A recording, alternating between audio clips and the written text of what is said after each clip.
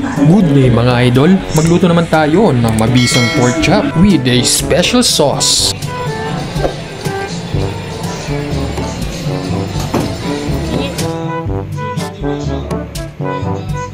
Mga idol, samahan nyo ako. Tara! Ibabad muna natin ang ating pork chop sa tubig hanggang sa matunaw ang yelo nito. Nang sa ganun, tuloy-tuloy na tayo.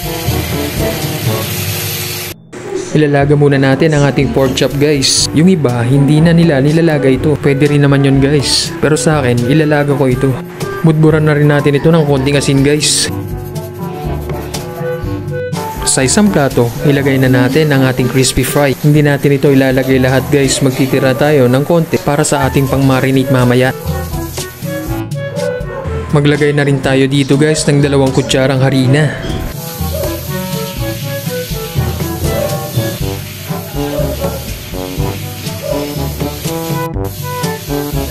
Tsaka kalahating kutsara ng cornstarch.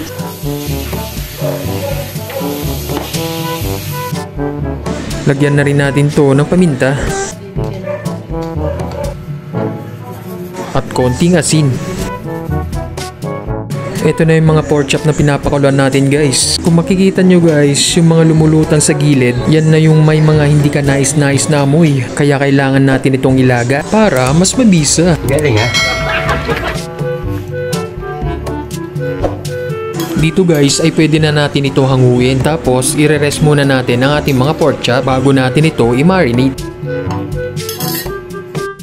Sa isang maliit na kasirola, ilagay na natin ang ating natirang crispy fry. Lagyan natin ito ng isang itlog. Maglagay na rin tayo dito ng konting magic sarap. Tapos mekos-mekos na ninsan yan. Mekos-mekos na ni pinsan! Mekos-mekos! Oh! Tornado! Oh! Lagyan na rin natin to guys ng paminta. Oh! Tornado!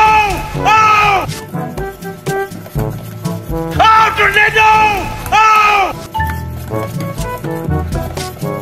Oh! Tornado! Oh! Ilagay na rin natin guys ang ating nakapagpahingang pork chop. Tapos i-marinate natin ito ng mga ilang minuto. Tapos pwede na natin i-coat dito ang ating mga pork chop. Lagyan lang natin ang bawat sulok nito.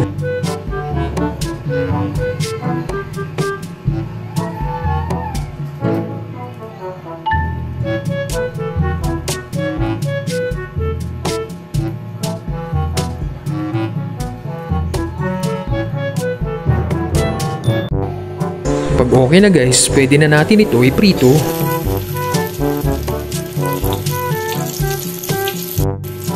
Tapos babaliktarin lang natin ito para maluto rin ang kabila.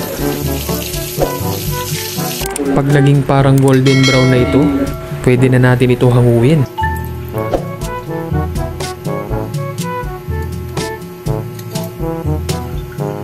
Kung makikita nyo guys, napakalutong ng balat niyan. At syempre, malambot ang loob. Napaka-juiciness niyan. Hindi ko!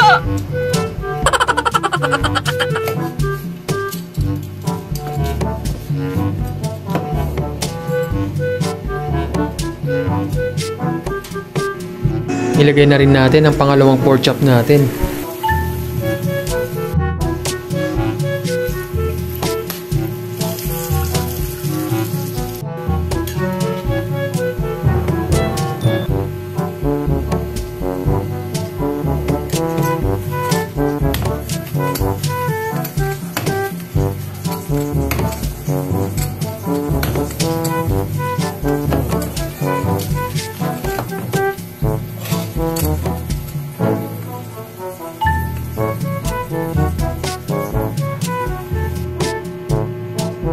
At syempre, yung pangatlong pork chop.